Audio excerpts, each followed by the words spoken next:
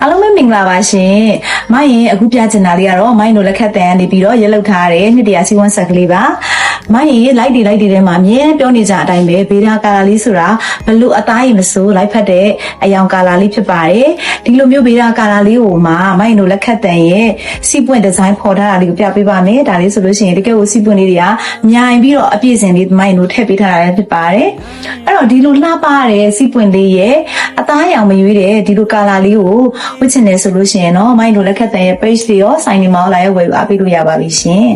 ဒီအစဉ်ဒီဇိုင်းလေးကတော့မိုင်းတို့လက်ခတ်တန်ရဲ့ထုံးစံအတိုင်း3ခိုက်ခွဲ9တောင်ဝင်အနံ42လောက်မှပါရှိတာမို့လို့မိုင်းတို့ချုပ်ချင်လည်းရတယ်စိတ်ကြိုက်ပုံချုပ်ချင်တဲ့ပုံလေးမှန်သမျှလည်းချုပ်လို့ရတယ်အဲ့တော့မိုင်းတို့လက်ခတ်တန်မှာအင်းကြီးချုပ်ပုံလည်းစဉ်းစားကြမလို့အောင်မိုင်းရလည်းဒီမှာချုပ်ဝပြထားတာဖြစ်တဲ့အတွက်ဒီတိုင်းလေးလိုက်ချုပ်တယ်ဆိုရင်လည်းအင်းကြီးချုပ်ဖို့အတွက်လည်းခေါင်းစားစရာမလိုတော့ဘူးအဲ့တော့လက်ခတ်တန်ရဲ့အစဉ်ဒီဇိုင်းကိုကြိုက်တယ်ဆိုလို့ရှိရင်တော့အားပေးလို့ရပါပြီလို့အားလုံးကျေးဇူးတင်ပါတယ်